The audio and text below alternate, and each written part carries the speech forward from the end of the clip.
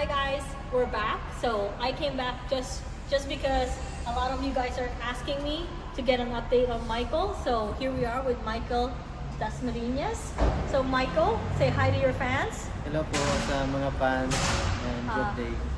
Okay, Mike, pakilala mo sa kanila, like who are you? So mga iba na hindi nakakakilala sa'yo, can you just give them a brief intro ng background mo? Saan ka galing? Taga saan ka sa Pilipinas? Ako po si Michael Dasmariñas, 31 years old from Pili, Camarines Sur, Philippines. Di ba? Parang ano lang, Mr. Pogi, question and answer.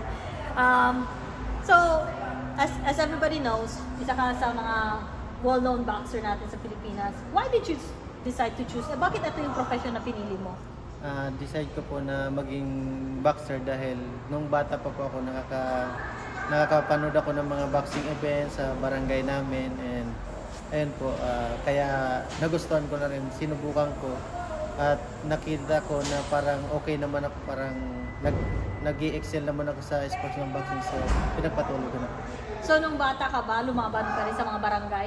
Opo, ilang taon ka ba? Nag-start po ako ng 9 years old noon, so hanggang sa naging teenager ako, hanggang sa naging scholarship ako sa high school, hanggang sa nakagraduate po. Scholar ka ng boxing? Opo. Okay. Sino yung management mo ngayon? Sa ngayon po, ang nagmamanage po sa akin si Kuya Art Mone, si Ma'am Vilma, si Coach Ting, at si Sir Jason Benson. Okay. Sa lahat ba ng mga coaches mo, ano yung mga natutunan mo sa kanila? Sino-sino sila? Yung mga talagang made an impact sa career mo? Nag-start po ako 9 years old, yung cousin ko, yung first na trainer ko. Then, sa sunod po yung sa high school pa ako si Sir Ramon and si Coach Tasi at ngayon si Coach Ting. Ngayon po, ayun po, na tumutulong sa akin ngayon sa training dito sa US. First time mo ba ito na mag-training dito sa States? This is third time po. Third time mo na to. Kasi may laban ka upcoming, right? Saan yung laban mo? Sa ano po, sa Cayman Island yung December 9. December 9. Alam mo na sino makakalaban mo? Si Jorge Sanchez. Okay. Ng Mexico. Ng Mexico. Ano yung motivation mo para pagpatuloy yung boxing? Kasi hindi naman tong simpleng sport, di ba? It's very dangerous. May nakikita tayo yung talagang, it could be like when you fight, you could retire from it. Kasi hindi naman madali yung boxing. Ano yung motivation mo na pagpatuloy mo to? Ang motivation ko para ipagpatuloy ko dahil may ano pa ako, kumbaga, may goal pa ako sa boxing dahil 31 years old pa ako, is gusto ko makakuha ng world title fight and maging world champion. May mga ganun ka na ba?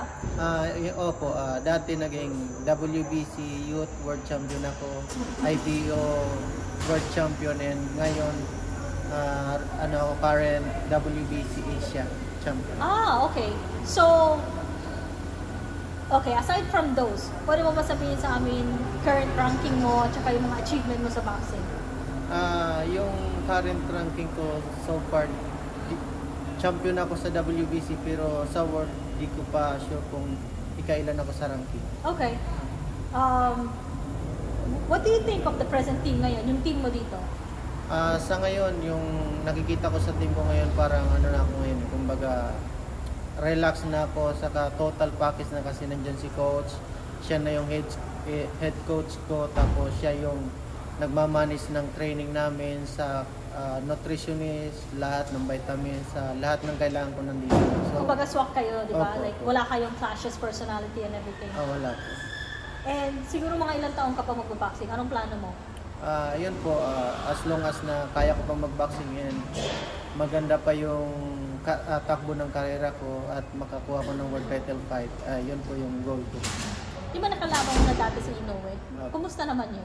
Ayun, nung naglaban kami ni Inoue, akala ko dati yung level ng boxing skill ko is enough na para maipanalo ko yung laban, pero nung naglaban kami, akala ko makukuha ko pero hindi pala. So ngayon sa bagong training camp ko ngayon dito, kumbaga yung boxing skill ng ng boxing ko is tumaas.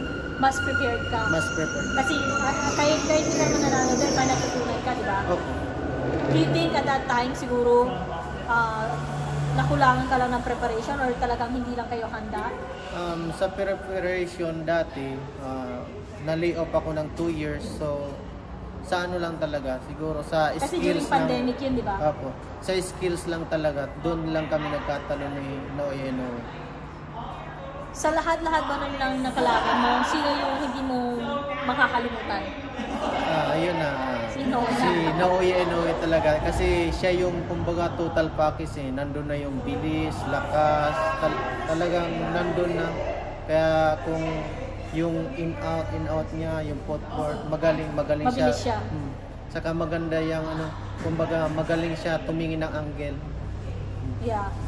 And siya ba yung ano, kasi lahat, di ba, I feel like lahat ng mga Filipino boxer na nakakausap ko, siya talaga yung gusto nila makalaban. As of now, siya ba talaga yung nakikita niya yun na magaling na nag-inspire sa inyo? Sa ngayon talagang kumbaga si Naoya Inoue sa lower class ng boxing, ano talaga siya yung pinakamagaling ngayon. Okay. Ilang taon na ba yun? Same kami, 31. Mga 31 din. So ngayon, sa lahat-lahat ng mga fans mo, ewan ko kung may bashers ka, tahimik ka naman, wala ka naman siguro masyadong mga bashers. May mga message ka ba sa kanila? Yun po, sa mga fans ko, maraming salamat sa pagpatuloy niyong pagsusuporta sa akin at sa pagsubaybay ng mga laban ko at sa upcoming fight ko.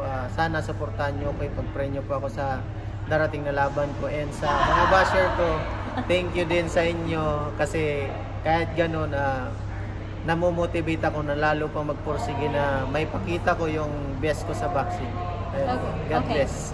God bless. Sa mga fans mo na taga dun sa inyo, how do you, magbibigay ka sa kanila ng message pero sa dialect ninyo? Sa mga kababayan ko sa Camarines Sur, sana suportaran ako ninyo sa boxing career ko at sa mga maabot na laban ko. Ayun, salamat. Okay, thank you guys.